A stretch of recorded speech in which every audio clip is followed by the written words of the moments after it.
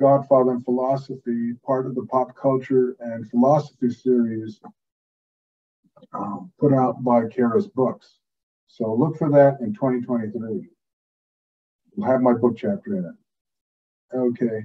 Today I'm going to talk, speaking of morality and money, if you were listening to that last presentation, today we're going to talk about Michael Corleone. And here is Michael Corleone is played by Al Pacino in the Francis Ford Coppola film, The Godfather. And what we know about Michael is quite a few things. If we look at the two books, The Godfather and The Sicilian, and the three Francis Ford Coppola films, The Godfather 1, The Godfather 2, and Godfather 3, what we can figure out is that he was born on March 23rd, 1920, to Vito and Carmela Corleone. Now, Vito is an Italian immigrant. He's an orphan, and he came to the United States, and he built this crime empire. He built it on bootlegging. And as he constructs his empire, he has a family, and the third of his four children is Michael.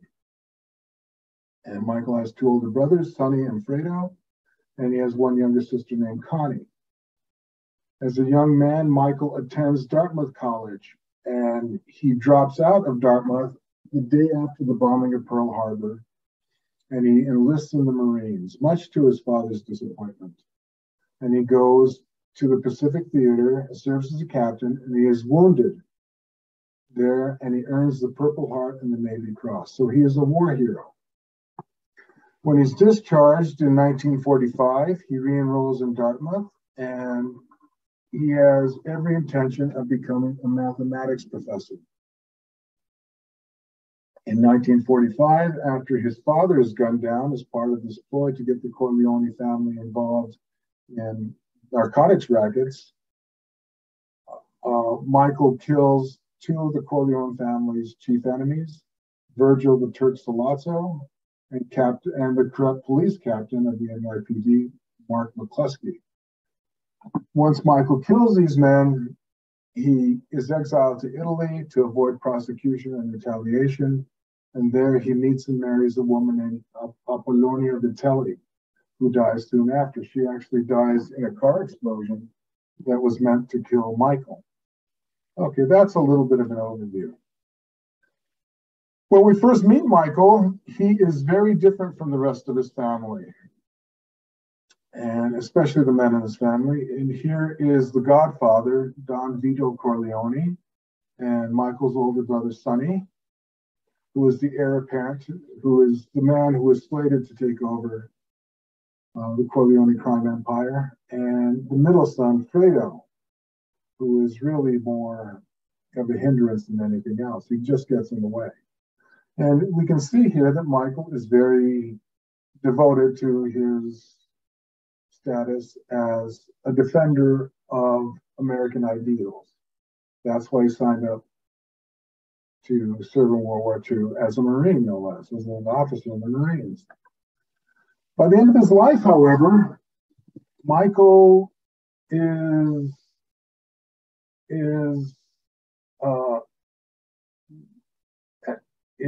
a former mafia boss, and he dies on the estate where Apollonia was killed, and he dies alone, guilt-ridden, remorseful, and haunted.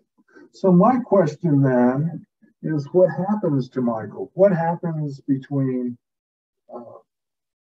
December 8th, 1945, and the time Michael dies? I think for help on this, we can look at our dear friend, Plato, the Athenian philosopher from the 5th century BC. Alfred North Whitehead, the great British philosopher, said the whole of Western philosophy is footnotes to Plato. And Plato, as I'm sure most of you know, has all these dialogues. And the centerpiece of all the dialogues is Plato's mentor, named Socrates. And in one of the centerpieces of Western philosophy, Plato's Allegory of the Cave, we have Socrates describing reality using an allegory. And what's going on here is, this is an illustration of the allegory. You have all these people chained in such a way that they can only look forward at the wall of this cave. Above them and behind them, you have a raised way, and people carry objects and images. They carry objects behind this way and behind the raised way. And behind that raised way is a fire. Now, like the setup in a modern movie theater, the light from the fire projects light onto the wall of the cave, or onto what would be the screen. And because of the objects being carried, what these people see are the shadows. And these people see the shadows and believe these shadows to be reality. And these people, according to Plato and Socrates, are like you and me. You don't see the reality, you just see the shadows. Here we have a rugged ascent which leads up out of the cave into what Socrates or Plato calls the world of the good, or the world of the sun, where whoever makes it up that rugged ascent realizes that the sun is the author of all that is good. And these students have to be dragged. They have to be forced up the rugged ascent because the process is painful and they will not come willingly. Here's another illustration of it. And here are the people. Here are the people observing the shadows. Here are the objects in the ideal world. There's the fire, and there's the realm of the sun. So Plato basically slices the world up into three distinct regions. The first is this world of shadows. The second is the world of the pure forms.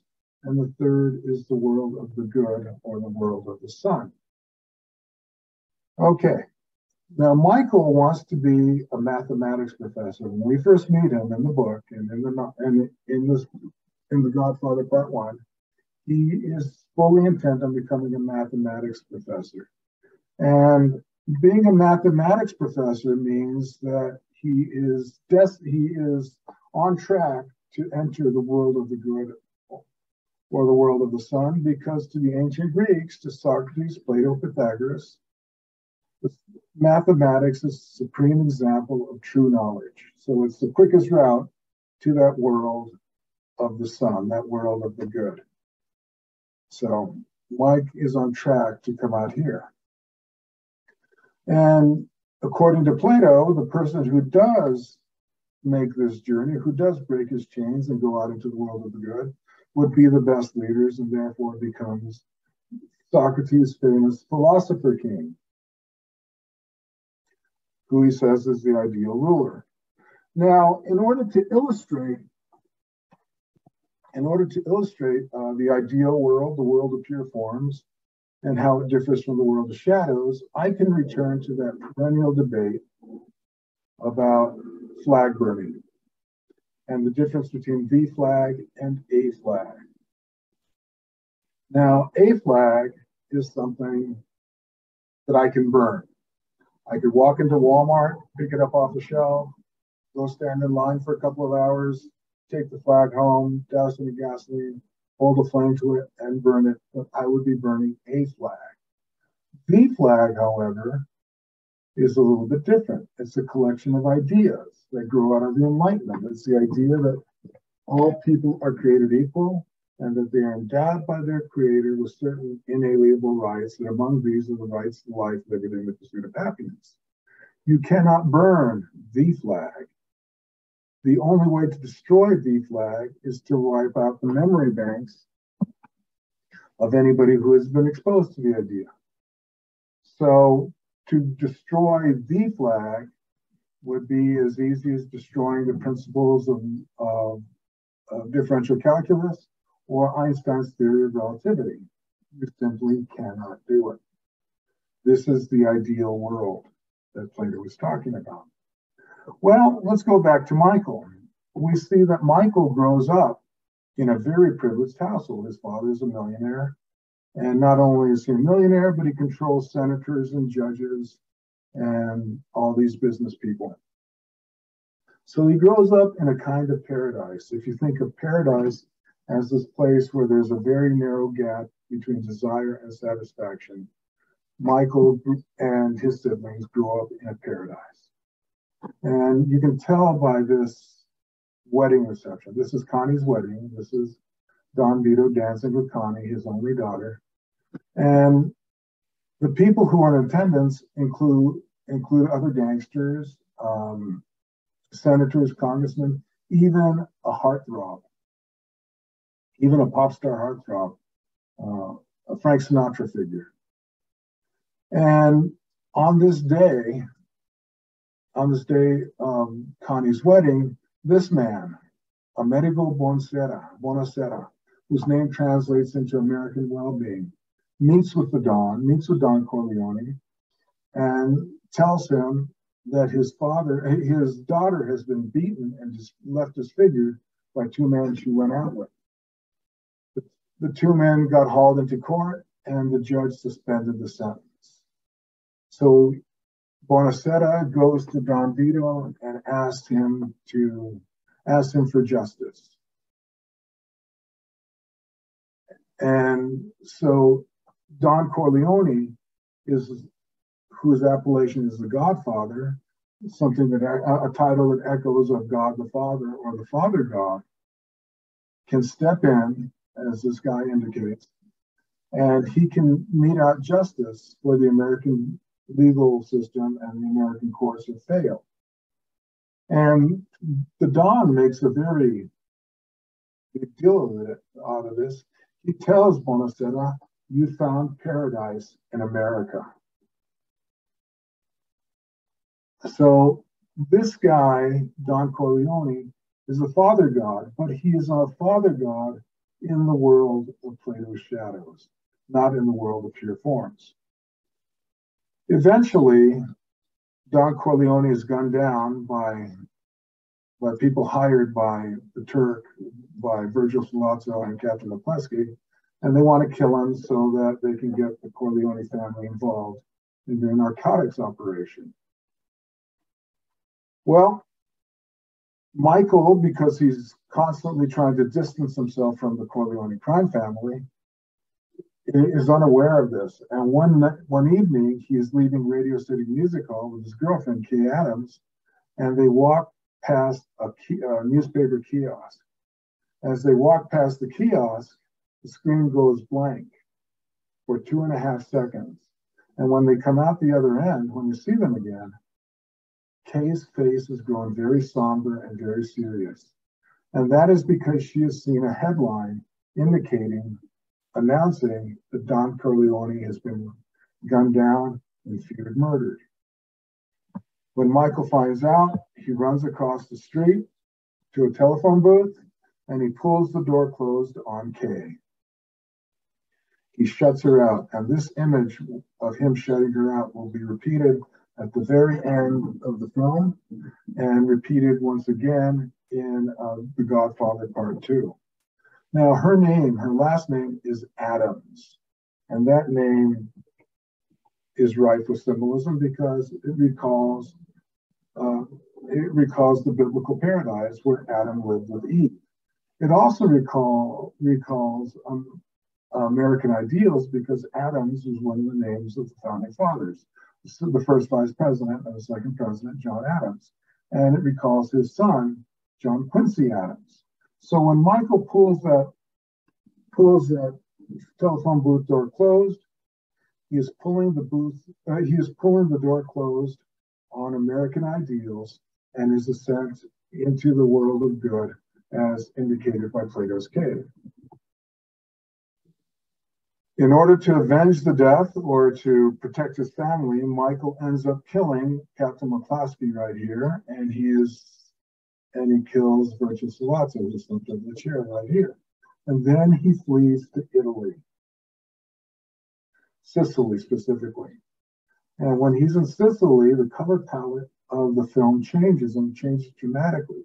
It goes from the dark earth tones to a fairy tale-like setting.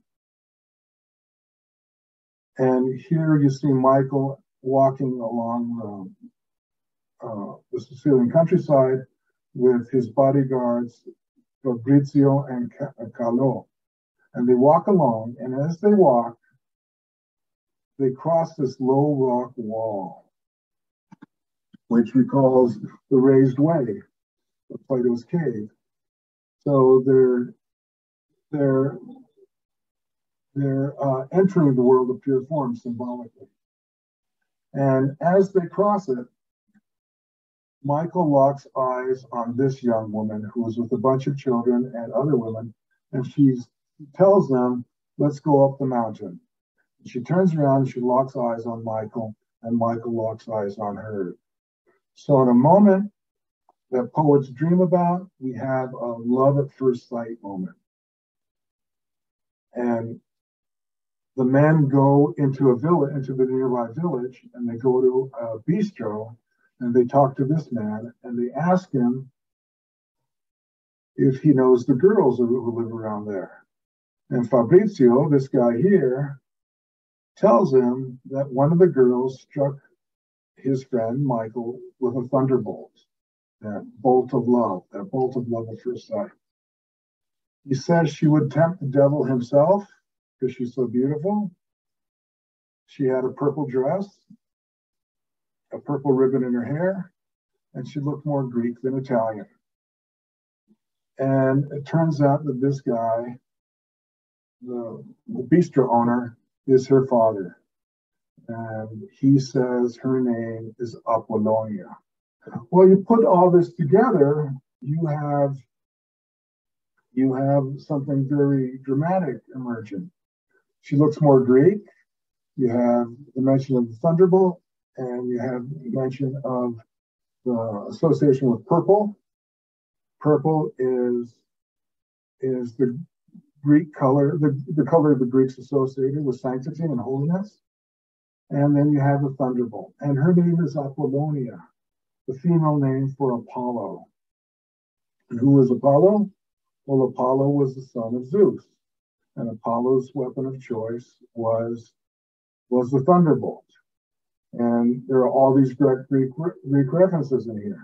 So when you see this, you see a magical moment, a dramatic moment of love at first sight between the son of the God Father and the child of the Father God. Mike is looking into that world of pure forms when he sees Apollonia. And when Mike courts Apollonia, he does it with utmost decorum. He is very strict about respecting her family and respecting her. And here you see them going on a walk. It's really the only moment of courtship we see in the films. And only courtship, the only moment Michael is really courting Apollonia. And here you see women from the village, presumably from Apollonia's family, and you see the two bodyguards. And he's very strict, and he makes a big case of it. He says he wants to follow all rules and all respect when he meets and courts Apollonia. We cut back to New York, back to that dark palette, and we see Sonny here, who is having an extramarital affair with his sister's best friend. At least she was maid of honor at their wedding, at Connie's wedding, and Sonny's having an extramarital affair with her. And Sonny's married. And at one point, when Sonny leaves Lucy Mancini's apartment, that's this woman's name, he goes to pick up his sister. He finds her with two black eyes. Compliments of her husband, Carlo Rizzi. So, what's going on here?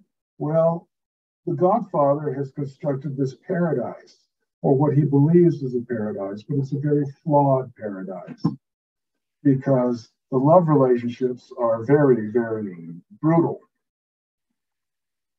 You have adultery and you have domestic abuse.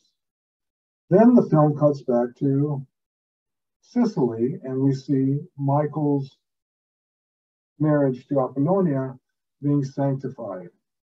So when you sanctify something, when you bless something, when you go through the ritual of blessing something, what you are doing is you are consecrating it over to the other realm, or in Platonic terms, you're consecrating it into the other side of Plato's cave. Apollonia dies in this car explosion meant to kill Michael, and Michael comes back home. Now, the unifying theme in the Godfather films are the Catholic sacraments, and there are 7 of them in all. There's baptism, confirmation, Eucharist or Holy Communion, reconciliation or confession, matrimony, holy orders when somebody is ordained a priest, and the anointing of the sick. And these sacraments become the motif of the film, of the saga, actually. And the very name of the saga, The Godfather, tells you that. Before 1972, the term Godfather meant a baptismal sponsor. After 1972, Godfather became synonymous with the head of a crime empire. Okay, Friedrich Nietzsche adds some insight here, the great German philosopher. He says Christianity is Platonism for the people. And this makes sense. If I have a St. Christopher medal or a statue of the Virgin Mary or the Sacred Heart or something, and I buy it at a shop down the street, it exists only here in the world of shadows. I take it to a priest and he blesses it. The point of that blessing is I sanctify it so it now exists over here. Same thing going on with Michael's marriage to Apollonia. Okay, and this is echoed in the teachings of Jesus of Nazareth, the rabbi and the main character of the New Testament. In Sermon on the Mount, he talks about on earth as it is in heaven. Earth is the shadows, and heaven is that world of the good, that world of the sun.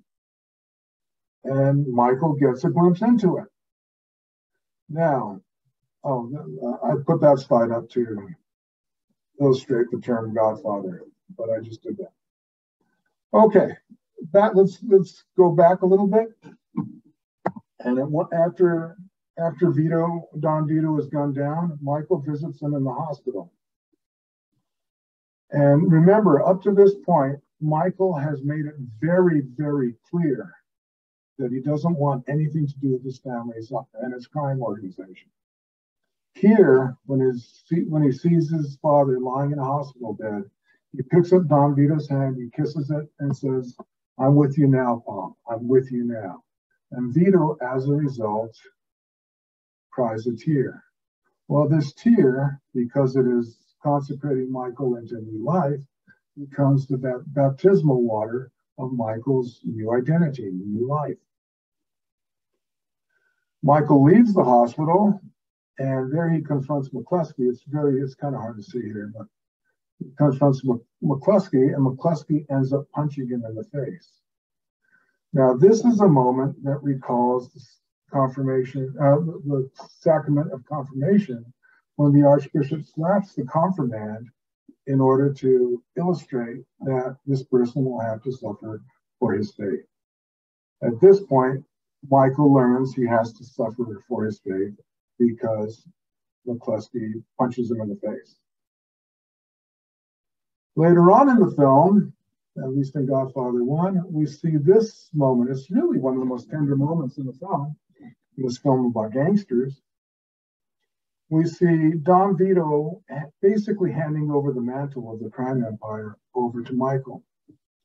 And as he does it, Don Vito says, "I never wanted this for you, Michael. I always wanted something better for you. I never wanted you to be head of the crime empire. I wanted you to be Governor Corleone, Senator Corleone, something." In other words, he wanted him to be a philosopher king. And Michael says, "We'll get there." But the point here is that Don Vito is saying, "I have failed." And this then becomes a symbolic confession. As the Don says, "I have failed. Okay, later on, the Don dies shortly thereafter. And Connie asks Kay, Michael marries Kay, And Connie asked Michael and Kay to baptize their child, her child, Anthony Michael Rizzi. And they do, and this is the climax of the film. So the climax of the film is the baptism of this baby interspersed with killings, with the massacre of Michael's enemies, the heads of the 5 rival families. And Coppola does a wonderful job giving the back and forth and using one image to play off the other. What happens when you baptize a baby is you rub oil on the baby. And what we see here is all the henchmen who are going to commit the murders for the Corleone family being anointed, at least symbolically. Here you have Willie Chichi being shaved, and the shaving cream becomes the oil, the sacramental oil. Here you have Al Neri, a former policeman who kept his uniform and kept his badge, wiping his face. It's a little bit, and here you have the baby being anointed, because the intercut is playing these 2 scenarios off each other. And here you have the Corleone's chief henchman, Pete Clemenza, coming upstairs with a sawed-off shotgun, ready to kill Cuneo, and he's wiping his brow with a handkerchief. Again, it's hard to see here. And here you have Mo Green. Mo Green is a character modeled on Bugsy Siegel, the person who invented Las Vegas, not Las Vegas, New Mexico, but Las Vegas, Nevada, the gambling capital. And here he is literally being anointed because the masseuse is rubbing massage oil on him. And we go back to the baptismal sequence, and we see this back and forth between the holiness of the Catholic sacrament and the violence and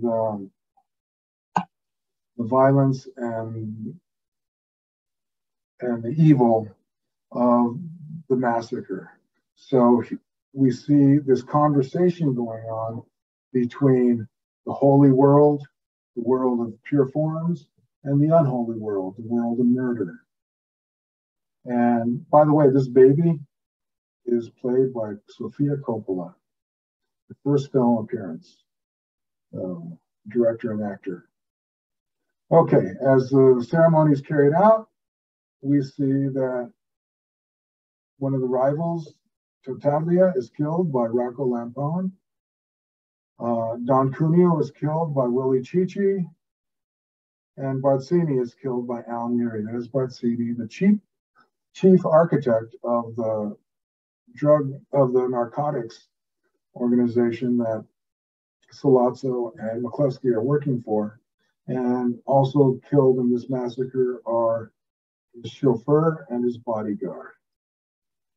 And the last scene of the film is Al Neri closing the door on Kay Adams. And at this point, Kay Adams realizes she has married the devil. What Fabrizio has said about Michael, about the woman tempting the devil, has come to pass. Michael is the devil. Apollonia tempted him, and Kay Adams married him.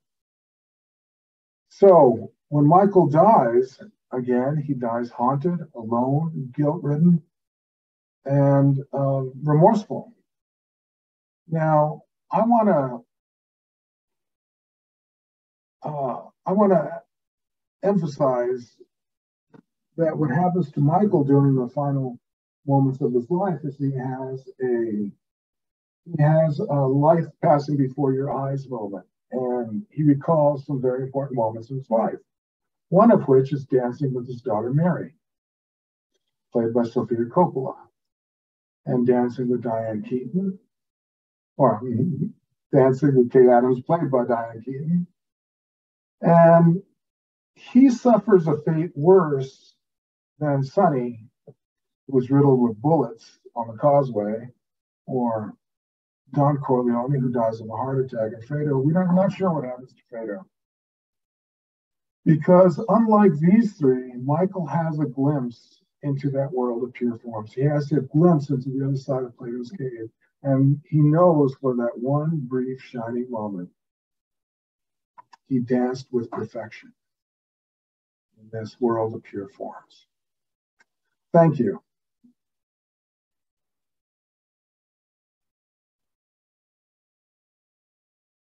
Great. All right.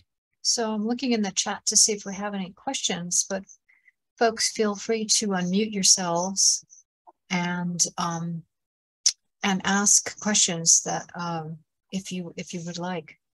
So let's see. A lot of thank yous. Yeah, I think it's interesting. You know, filmmakers often put into their filmmaking a great effort with symbols and signifiers and things that for a lot of people they may not catch them. And I think they're always very the filmmakers are always very appreciative when people understand, you know, what the different layering that goes on in terms of how they approach making the film, in terms of the shots and the ways that things are edited and so on. So it's great to see that in your presentation as well, which I really appreciate. So let's see. Thank you. So here's a question from Dr. Linder. Which do you like better, Puzo's novel or the film trilogy? Well, being that I'm a creative writer, I'm very judgmental when it comes to writing. And I don't think Puzo's novel is well written at all. It could have used a good editor. And Puzo would even tell you, would he even have told you that? He wrote it for money. I think the films are high art, especially Godfather Part 2. So the films, by all means. I agree, although I actually read the novel when I was in junior high school and didn't see the films until a few years later. So my perception of the films has always been sort of filtered through having read the book first. But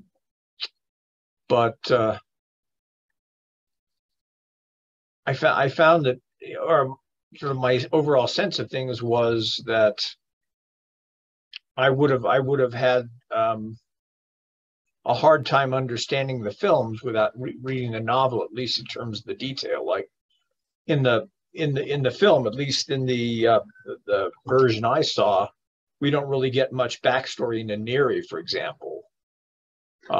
Whereas in Puzo's novel, we learn about him, and again, he's a secondary character, but his sort of dramatic arc is significant. I mean, he starts out as a policeman, but has within him this kind of violence, and then he enters into a situation where he acts according to what he sees as the moral course, and it ends up costing him his marriage, costing him his career, and then he becomes, you know, a tool of Michael Corleone, and, you know, is almost the perfect person to do what arguably is the central killing in that whole, you know, that bloodbath at the end.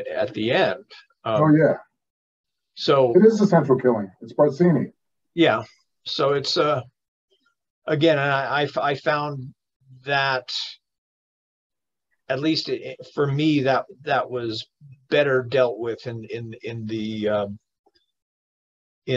novel than the film. And obviously, one of the problems is that unless you want to have a 6-hour film, you really can't deal with everything in a novel.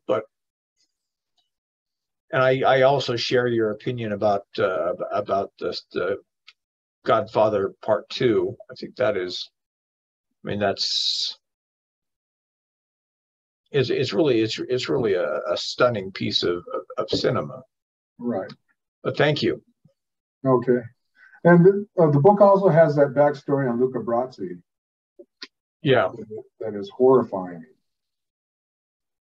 Right. And again, that's important to me too, to the extent any of this is important to me, but because again, without it, Luca Brazzi's almost, well, in a sense, he's almost a throwaway character. And in another sense, he's almost a kind of gargoyle or caricature, this sort of big, ugly man. And all we know about him from the film is that, you know, the Michael's description of him to Kay at the wedding, you know, about, you know, who he is. And so, yeah, the backstory in the novel is, you're right. It's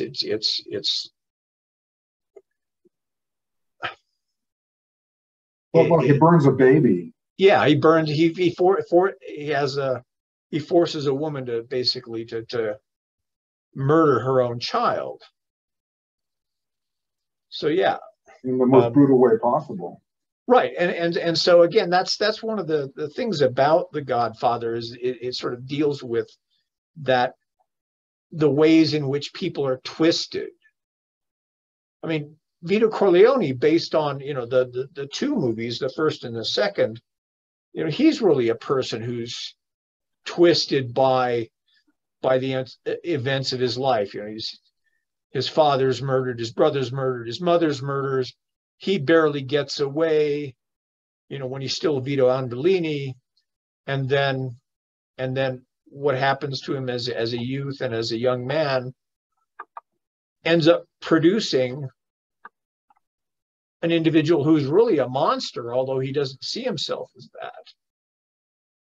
And so, you know, you look at that, you compare it or you parallel it with what happens to Luca Brazzi and ultimately what happens to Michael.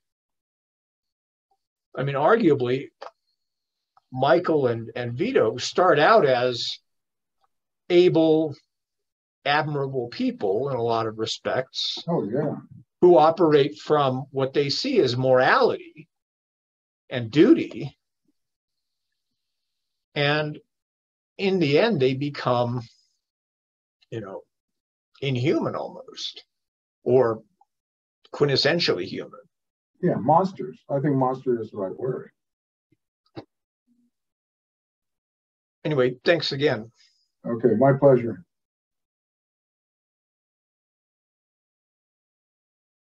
Any other questions?